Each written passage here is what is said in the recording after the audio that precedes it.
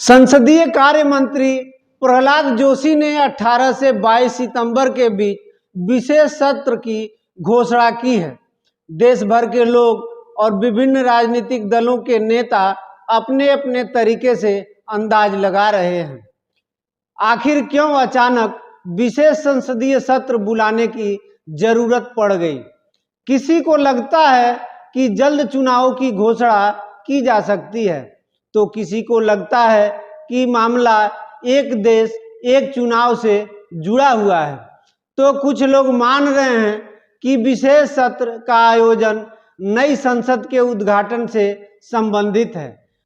मुझे व्यक्तिगत रूप से लगता है कि चूंकि पीएम मोदी चंद्रयान 3 की सफलता के दिन देश से बाहर थे और सही समय पर इसरो को बधाई देने नहीं पहुंच सके थे, तो शायद इसीलिए चंद्रयान 3 की सफलता को संसद के विशेष सत्र के माध्यम से मनाया जाएगा और संभवतया यह सारा कार्य नई संसद से ही क्रियान्वित किया जाए। देश भर के लोग कयास लगा रहे हैं, उनका समय और श्रम बच जाता यदि सरकार स्वयं विशेष सत्र के एजेंडे की घोषणा कर देती, लेकिन सरकार ने ऐसा नहीं किया। जरा सोचिए, जिस सत्र की तारीख तय हो चुकी हो, क्या उसका एजेंडा भी तैयार नहीं होगा? जहां विशेष सत्र की तारीख भी पीएम मोदी के जन्मदिन 17 सितंबर को ध्यान में रखकर रची गई हो, वहां मैं मानता हूं कि निश्चित रूप से सरकार के पास एजेंडा है, मुद्दा है और पर्याप्त प्लानिंग भी है। बस तो चाहते हैं कि लोग यूं ही व्यस्त रहें और बस अंदाज ही लगाते रहें। आज इसी को लेकर हम चर्चा करेंगे, लेकिन उससे पहले नमस्कार, मैं हूं चंदेश्वर शर्मा और आप देख रहे हैं भारत चक्र न्यूज। देश की विपक्षी पार्टियों, उसके नेताओं का किसी अप्रत्याशित संभावना को लेकर आशंकित रहना सत्तासीन दल और उसके नेतृत्व के लिए इच्छा है, क्योंकि एक मुक्त और कार्यशील विपक्ष अक्षम सत्ता के न सिर्फ पाए घसीटता है, बल्कि जनता की सेवा के नाम पर की जा रही स्वयं सेवा को सार्वजनिक रूप से उद्घाटित भी कर सकता है। इसलिए सत्ता के नजरिए से यह जरूरी है कि विपक्ष का फोकस लगातार बिगड़ता रहे, क्योंकि फोकस बनाए रखने वाला विपक्ष असुविधाजनक सवाल पूछता है। उदाहरण के लिए, विपक्ष गौतम अडानी और पीएम मोदी के संबंधों पर सवाल पूछ रहा है और देश को यह समझाने की कोशिश कर रहा है कि आखिर अडानी के मुद्दे पर पीएम मोदी बोलते क्यों नहीं हैं। कांग्रेस नेता राहुल गांधी ने इंडिया समूह की बैठक के बाद एक प्रेस वार्ता में पीएम मोदी पर सवाल उठाते हुए पूछा, पीएम मोदी चुप क्यों हैं? उन्होंने यह बात समझ में क्यों नहीं आती? संयुक्त संसदीय समिति को अनुमति दी जानी चाहिए और अडानी मामले की गहन जांच होनी चाहिए। सेबी की जांच हुई, लेकिन अडानी को क्लीन चिट दे दी गई। बहुत स्पष्ट है कि यहाँ कुछ गड़बड़ तो जरूर है। विपक्ष के तमाम नेता और राहुल गांधी लगातार जेपीसी के माध्यम से जांच की मांग कर रहे हैं। अगर सच में अडानी मामले में सब कुछ सही है, तो मोदी सरकार को जेपीसी द्वारा एक बार जांच करा लेना चाहिए। विपक्ष तो मणिपुर पर भी सवाल पूछता रहा, क्योंकि कुछ नहीं हुआ। मणिपुर मुद्दे पर लोकसभा में जिस समय बहस होनी चाहिए, नहीं प्रदान की गई। अविश्वास प्रस्ताव पर बोलते हुए 10 अगस्त को पीएम मोदी ने मणिपुर मामले में लगभग 100 दिनों बाद अपनी चुप्पी तोड़ते हुए वादा किया था कि मैं मणिपुर की महिलाओं, बेटियों, बहनों से कहना चाहता हूं कि देश आपके साथ खड़ा है। हम मिलकर इस संकट का समाधान ढूंढेंगे और फिर से शांति कायम होगी। इसके साथ ही उन्होंने यह भी कहा, मैं आपको विश्वास दिलाता हूं कि मणिपुर के विकास की गति को तेज करने के लिए सभी प्रयास किए जाएंगे। अब विपक्ष सवाल पूछ रहा है कि पीएम मोदी के वादे का क्या हुआ। पहले तो मणिपुर हिंसा पर महीनों नहीं बोले, जब बोले कि हालात सुधरेंगे तब भी कुछ होता दिख नहीं रहा है। 24 घंटे पहले की खबर है, मणिपुर में हिंसा की वजह से 6 और भारतीयों की मौत हो गई है।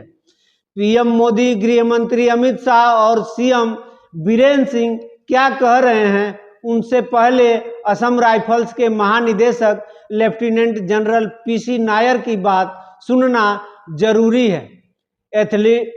एथलेटिक्स कमीशन की चेयरपर्सन और 6 बार विश्व amateur boxing champion Mary Kom ने भी मणिपुर में अपने समुदाय की रक्षा के लिए गृह मंत्री अमित शाह को पत्र लिखा है। अपने कॉम समुदाय के बारे में उन्होंने लिखा, हम सभी 2 प्रतिद्वंदी समुदायों के बीच बिखरे हुए हैं। दोनों तरफ से मेरे समुदाय के खिलाफ हमेशा अटकलें और संदेह होता है। कमजोर आंतरिक प्रशासन और एक समुदाय के रूप में छोटे आकार के कारण हम अल्पसंख्यक जनजातियां अपने अधिकार क्षेत्र में घुसपैठ करने वाली किसी भी ताकत के खिलाफ खड़े होने में सक्षम नहीं है। गृह मंत्री को मैरी कॉम के पत्र का संज्ञान सजगता से लेना चाहिए। आखिर किसी समुदाय के जीवन और न्याय का प्रश्न है, लेकिन क्या वह जवाब देंगे? क्या वो वैसी प्रतिक्रिया और एक्शन लेंगे जैसी जरूरत है? मुझे नहीं पता, लेकिन शायद मैरी कॉम को पता हो, क्योंकि वह जानती हैं कि सरकार कैसे काम करती है। मैरी कॉम को जब उस समिति में रखा गया जिसको महिला पहलवानों के साथ हुए यौन उत्पीड़न की जांच करनी थी, तब मैरी कॉम का क्या रुख था?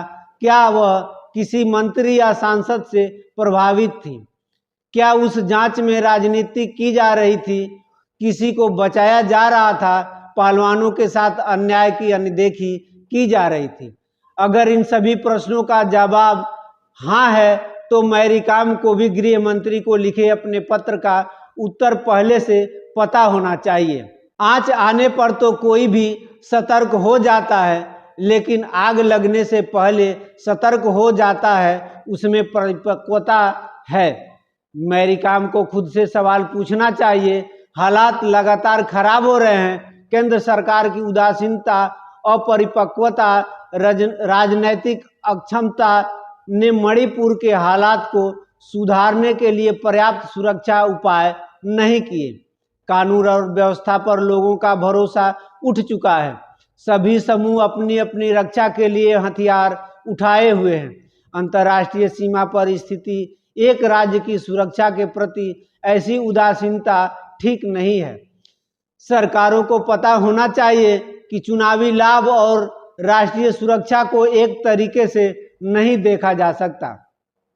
प्रधानमंत्री भारत की अर्थव्यवस्था का गुणगान तो करते हैं और अर्थव्यवस्था के आंकड़ों को मनचाहे प्रतिमानों से जांचते हैं, लेकिन जब संयुक्त राष्ट्र की रिपोर्ट कहती है कि आय न बढ़ने के कारण 74% भारतीय संतुलित आहार वहन नहीं कर सकते, तब सरकार और सन्नाटे में अंतर करना मुश्किल हो जाता है। जब राष्ट्रीय राजमार्ग बन जाता है, तब हाथ हिलाते हुए उस पर घूमने और पीठ थपथपाने में बहुत अच्छा लगता है, लेकिन जब सीएजी की रिपोर्ट सड़क निर्माण में भ्रष्टाचार की बात उजागर करती है, तब रिपोर्ट को नकारने के लिए शोर बढ़ जाता है। विपक्ष लगातार इन मुद्दों को उठा रहा है। सरकार को चाहिए कि इनका जवाब दें, ताकि साफ सुथरे गवर्नेंस को बढ़ावा मिल सके। आवश्यक यह भी है, जिस देश का 100% युवा भारत के प्रधानमंत्री को जानता है, उन पर आश्रित है, उस देश के युवाओं पर चर्चा हो, उसे बेहतरीन और गुणवत्तापरक रोजगार मिले। ऐसा नहीं होना चाहिए कि 2014 में हर साल 2 करोड़ लोगों को रोजगार का वादा करके कुछ हजार रोजगार तक ही भारतीय युवाओं को समेट दिया गया। संसद के विशेष सत्र से क्या बाहर आएगा और G20 की भव्यता कैसे भारतीय युवाओं को रोजगार मुहैया कराएगी और कैसे सत्ता और बेहतर स्वास्थ्य उपलब्ध होगा, कैसे महंगाई कम करने में मदद करेगी, कैसे सांप्रदायिकता को रोककर निवेश के माहौल को बढ़ाएगी, इस पर विपक्ष और मीडिया को जरूर रखनी चाहिए। लोकतंत्र में नागरिक केंद्रित व्यवस्था की गई है। नागरिक ही सरकार और उसकी गतिविधियों पर निर्णय लेने और लेना भी चाहिए। विपक्ष समेत सभी नागरिकों को चाहिए कि सरकार चंद्रयान 3 और आदित्य मिशन जैसी वैज्ञानिक उपलब्धियों के पीछे न छिपने पाए। किसी इवेंट की आड़ में नागरिकों की परेशानियों पर चमकीली चादर न बिछा दी जाए, क्योंकि यदि ऐसा होता रहेगा तो नागरिक केंद्रित होते हुए भी भारत के लोकतंत्र में नागरिक पिसता रहेगा। आज की खबर आपको कैसी लगी मुझे कमेंट जरूर करें। साथ ही चैनल को सब्सक्राइब कर बेल आइकन को जरूर दबाएं और देखते रहें भारत चक्र न्यूज। नमस्कार।